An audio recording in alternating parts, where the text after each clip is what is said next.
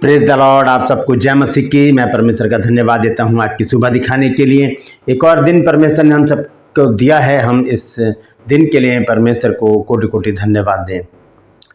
आज पूरे देश में मॉक ड्रिल का काम शुरू हो रहा है, क्योंकि हम इस समय एक ऐसी परिस्थिति में हैं जहां पर युद्ध की आशंका जताई जा रही है। क्योंकि हम जानते हैं कि इन दिनों पाकिस्तान के साथ हमारे युद्ध के आसार हैं, और हो सकता है कि आज कल में युद्ध जो है वो शुरू हो जाए। लेकिन युद्ध से पहले की तैयारी बहुत ज़रूरी है, और उसी के संदर्भ में गवर्नमेंट ने कुछ इंस्ट्रक्शन निकाले हैं, कुछ हिदायतें दी हैं, जिसे हमें मानना बहुत ज़रूरी है। बहुत सारी बातें उसके अंदर, मैं आपको सारी बातें तो बता नहीं सकता, और हो सकता है कि आप सबके पास वो मैसेजेस आ भी चुके हों। तो बहुत ज़रूरी है इन बातों को जानना, इन बातों को ध्यान देना और वैसा ही करना, क्योंकि हमें इसीलिए ये बातें समझाई जा रही हैं ताकि हम खुद भी अपनी सुरक्षा कर सकें, हम खुद भी तैयार रहें। क्योंकि जो सीमा पर हैं हमारे जो जवान हैं, वो तो लड़ाई कर ही रहे हैं, वो तो अपने जीवन को लगा ही रहे हैं वहाँ पर। लेकिन हमारा भी कर्तव्य है, हमारी भी एक जिम्मेदारी है कि हम अपनी सुरक्षा खुद करें, और अपने जो हमारे जो आर्मी है उसके लिए हम प्रार्थना करते रहें कि परमेश्वर उन्हें विजयी बनाए। और बहुत सारी बातें हैं जो उसमें लिखी हुई हैं कि हमें क्या क्या संजो कर रखना है इन दिनों में। राशन के बारे में लिखा है, और फ़ोन के बारे में लिखा है कि फ़ोन की बैटरी चार्ज रहनी चाहिए, और पावर बैंक आपके पास होना चाहिए, और जो आपके पास राशन है वो कम से कम 3 दिन का होना चाहिए। और भी बहुत सारी बातें हैं जो उसमें लिखी हुई हैं। तो वो चीज़ें हमारे पास होनी ज़रूरी है, क्योंकि अगर युद्ध हो जाता है, अगर युद्ध छिड़ जाता है, तब हमें कहीं बाहर नहीं जाना पड़ेगा, हम बाहर नहीं जा सकते। और बहुत सारी बातें ऐसी हैं जो हम सभी जानते हैं कि युद्ध के दिनों में हमें कैसी परिस्थिति से गुजरना पड़ता है। क्योंकि मेरी इतनी उम्र हो गई है, मैंने 1971 का जो युद्ध है वो मैंने देखा है, और वो परिस्थिति मैंने देखी है, उस समय क्या हाल हुआ था। और 1984 में भी जो दिल्ली में जो दंगे हुए थे वो भी मैंने अपनी आंखों से देखे हैं। तो ये परिस्थितियां मेरी देखी हुई हैं, इसलिए आज का ये वीडियो मैं बना रहा हूँ कि हमें क्या करना है। हिदायत जो हमें मिली हैं वैसे ही करना है। लेकिन कुछ लोग हैं जो इस बात को निगलेक्ट कर रहे हैं और ये कह रहे हैं कि हमें विश्वास करना चाहिए परमेश्वर के ऊपर। तो मैं आपके विश्वास को गिराना नहीं चाहता, क्योंकि मैं परमेश्वर का दास हूं। तो मैं आपके विश्वास को बढ़ाने की कोशिश करूंगा कि आपका विश्वास दृढ़ हो जाए, पक्का विश्वास हो जाए, ऐसा विश्वास हो जाए कि आप पहाड़ से कैसे समुद्र में जा गिरे तो वैसा ही हो जाए। लेकिन मैं आपके विश्वास को गिराना नहीं चाहता। लेकिन एक चीज़ और है जो हमें बाइबल समझाती है, और वो आज्ञा हमें देती है जिसके साथ हमको चलने की ज़रूरत है। तो इसी विषय पर आज बातचीत करेंगे। बने रहिए मेरे साथ, पूरा संदेश सुनिए और इसे शेयर कीजिए ताकि बहुत से लोग इन बातों को जान सकें।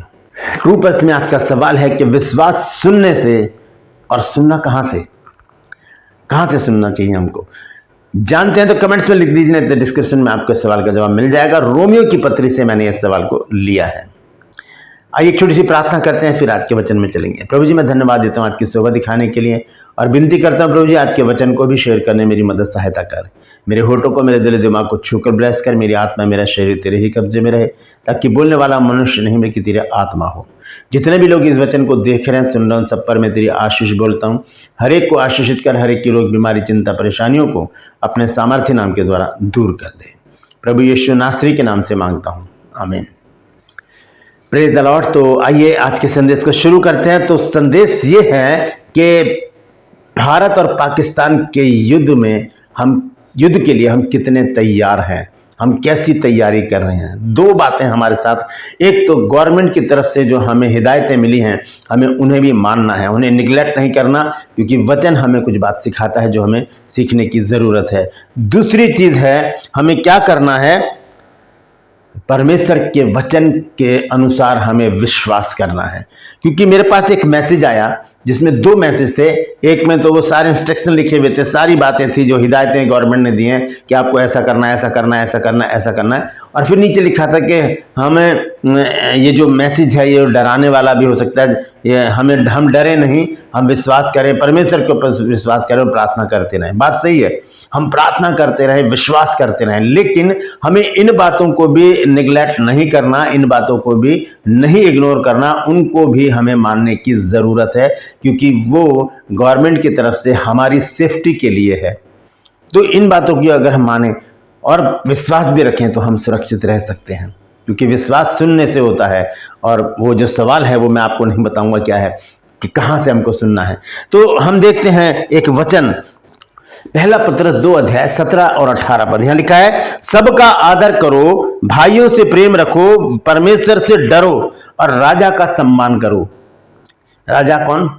हम इसे दोनों बातों से देख सकते हैं। राजा एक तो एक ही है, वो है हमारा प्रभु यीशु मसीह, हमें उसका सम्मान करना। और अगर उसे संसारिक रीति से देखें, जो हमारा प्रधानमंत्री है, राष्ट्रपति है, उनका भी हमें सम्मान करना है।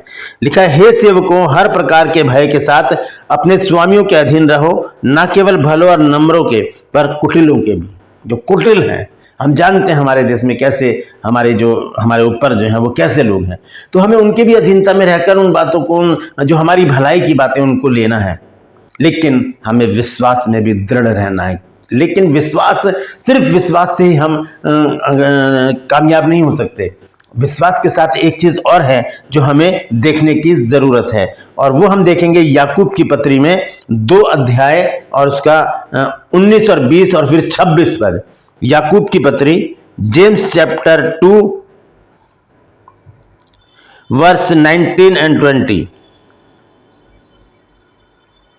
यह लिखा है, तुझे विश्वास है कि एक ही परमेश्वर है, तू अच्छा करता है।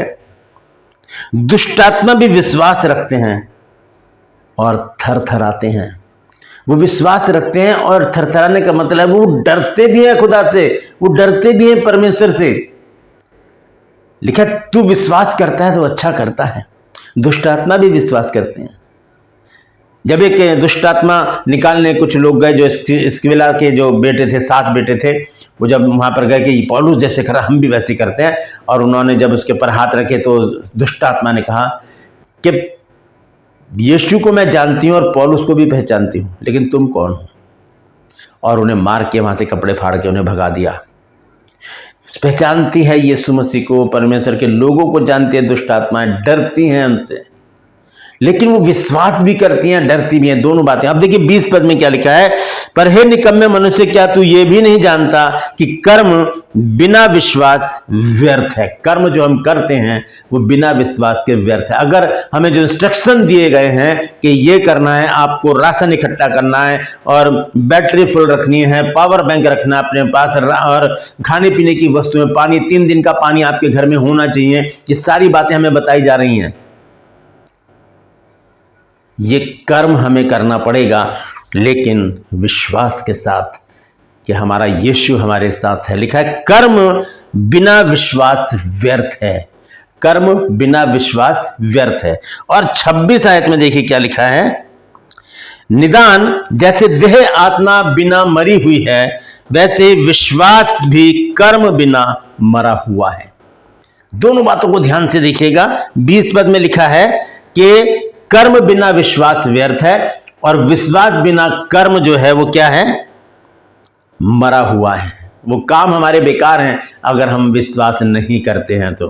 कितना भी हम राशन इकट्ठा कर लें, कितना भी हम सारी चीजें, सारे इंस्ट्रक्शन मांग लें, सारी हिदायतें मान लें, और विश्वास नहीं है, तब वहां पर हमारे लिए बड़ी प्रॉब्लम खड़ी हो जाएगी। तो हमें क्या करना है? विश्वास भी करना है और कर्म भी करना है। इसके संदर्भ में एक छोटी सी कहानी मैं आपको बताना चाहता हूँ।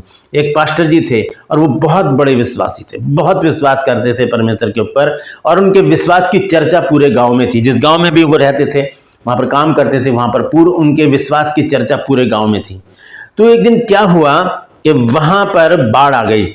कोई बांध था वो टूट गया और बाढ़ का पानी आने लगा, और वहाँ पर गवर्नमेंट ने वहाँ पर हिदायतें दी कि जल्दी से जल्दी इस गांव से निकले और सुरक्षित जगह में पहुंचे। आपके लिए नाव भेजी जा रही है, हेलीकॉप्टर भेजे जा रहे हैं, फटाफट वहाँ से निकल जाइए। पादरी साहब खड़े हुए थे, उनके घुटनों तक पानी था, और खड़े थे और वो प्रार्थना कर रहे थे। इतने में एक नाव आई और कहा, पास्टर जी जल्दी से आ जाइए क्योंकि पानी बहुत स्पीड से बढ़ रहा है। कहने लगे, नहीं, मुझे परमेश्वर बचाएगा। विश्वास था उनका कि मुझे खुदा बचाएगा, परमेश्वर बचाएगा। नाव चली गई। जब पानी यहाँ तक आ गया, फिर एक और नाव आई, पास्टर जी आ जाइए, पानी बहुत स्पीड में बढ़ रहा है, बहुत खतरनाक बात हो रही है, आप जल्दी निकल लीजिए यहाँ से, लोगों को हम सुरक्षित ले जा रहे हैं। नाव भरी हुई थी। उन्होंने कहा, आइए आप भी आ जाइए, जल्दी से निकल जाइए। तो पास्टर जी ने कहा, नहीं, मेरा खुदा, मेरा परमेश्वर जो जीवित परमेश्वर है वो मुझे बचाएगा, मेरा विश्वास उसके ऊपर है। पानी यहाँ तक आ गया।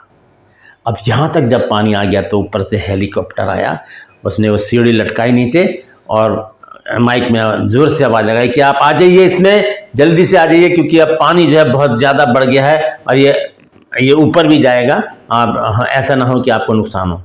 कह रहे नहीं, मेरा परमेश्वर मुझे बचाएगा, मेरा विश्वास उसके ऊपर है। हेलीकॉप्टर भी चला गया, पानी बढ़ गया और पास्टर जी इस पानी में डूब के मर गए। जब परमेश्वर के पास गए तो बहुत गुस्सा थे कि प्रभु, मैंने तो इतना बड़ा विश्वास किया था तेरे ऊपर, तूने मुझे बचाया क्यों नहीं? प्रभु ने कहा, विश्वास कर्म बिना अधूरा है। एक बार नाव भेजी, मैंने भेजी थी वो, तुम उसमें नहीं चढ़े। दूसरी बार मैंने नाव भेजी तुम्हें बचाने के लिए, तुम उसमें भी नहीं आए।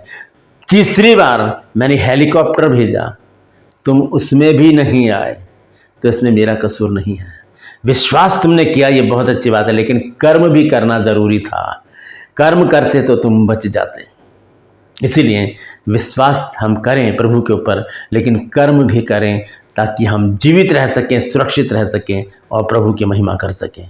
माहौल बहुत गर्म है, बहुत ही हताशा भरा हुआ है। हम ऐसी परिस्थिति में अपने परिवार को सुरक्षित रखने के लिए हम प्रभु यीशु मसीह से प्रतिदिन प्रार्थना करें, अपने पड़ोस वालों से अच्छा मेल जोल रखें और संपर्क रखें अपने लोगों से। फ़ोन पर वीडियो कॉल करें या कैसे भी कॉल करके मैसेजेस करके बातचीत करते रहें और प्रार्थना करते रहें कि परमेश्वर इस युद्ध को टाल दे और हम शांति से रह सकें, क्योंकि परमेश्वर सब कुछ कर सकता है, उसकी युक्तियों में से कोई रुक नहीं सकती।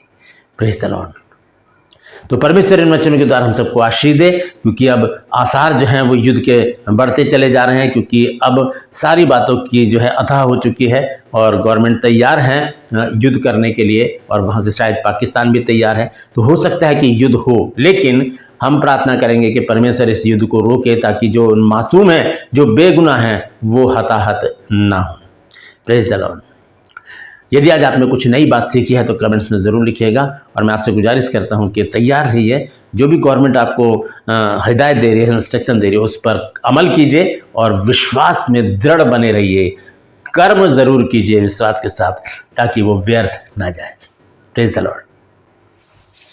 ट्रू पल्स में आज का सवाल है कि विश्वास सुनने से, और सुनना कहाँ से सुने हम कि हमारा विश्वास बढ़े? जानते हैं तो कमेंट्स में लिख दीजिए, नहीं तो डिस्क्रिप्शन में आपको इस सवाल का जवाब मिल जाएगा। रोमियो की पत्री से मैंने ये सवाल लिया है। ये मेरा नंबर है, अगर आप चाहते हैं हमारे बाइबल कॉलेज की बुक परचेज करना तो इस नंबर पर व्हाट्सअप मैसेज कीजिए और लिखिए कि मुझे आपकी पुस्तकें चाहिए। उसी समय आपको पूरी जानकारी दी जाएगी। और यदि आप अपने किसी अजीज़ को, बच्चों को, रिश्तेदारों को या खुद मेडिकल कॉलेज में एडमिशन लेना चाहते हैं, बेंगलोर का एक मेडिकल कॉलेज है हस्मत, उसमें अगर आप एडमिशन लेना चाहते हैं तो इस नंबर पर मुझे व्हाट्सअप मैसेज कीजिए और लिखिए कि मुझे मेडिकल कॉलेज की पूरी जानकारी दीजिए। आपको उसी समय पूरी जानकारी मैं दूंगा। अगर आप चाहते हैं तो जल्दी से जल्दी करें, क्योंकि अभी वहाँ पर एडमिशन हो रहे हैं। Praise the Lord. और जैसे कि मैं कई दिनों से आपको बता रहा हूं कि हमारा जो फाउंडेशन है, प्रेरणा फाउंडेशन, उसके तहत हम ओल्ड एज होम बनाने की एक विचार किया है। परमेश्वर ने मेरे मन में डाला है इस बात को। तो अगर आप चाहते हैं उसमें हिस्सा लेना तो डिस्क्रिप्शन में मेरा अकाउंट नंबर है और यहाँ पर मैं QR कोड भी रख रहा हूँ। अगर आप चाहते हैं उसमें जो भी आप उसमें अपना दान देना चाहते हैं तो ज़रूर आगे आइए, हम सब मिलके इस काम को करें, क्योंकि ये चीज़ बहुत ज़रूरी है इस समय के अनुसार। और अगर आपके मन में परमेश्वर कुछ डालता है तो ज़रूर आगे आइए, परमेश्वर इसका प्रतिफल आपको 100 गुना लौटा कर देगा। Praise the Lord.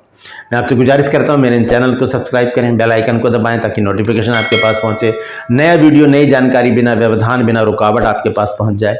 मेरे वीडियोस को लाइक कीजिए और शेयर कीजिए और कमेंट्स बॉक्स में आकर मुझसे ज़रूर बातचीत कीजिए। Praise the Lord. आज के लिए बस इतना ही। फिर मिलूंगा एक नए संदेश के साथ, एक नया वीडियो लेकर। तब तक के लिए मुझे इजाज़त दीजिए, लेकिन अपना और अपनों का ख्याल रखिए और तैयार रहिए हर समय, हर पल, क्योंकि हमें नहीं पता कि कल में या पल में क्या होगा। Praise the Lord. परमेश्वर आप सबको आशीष दे।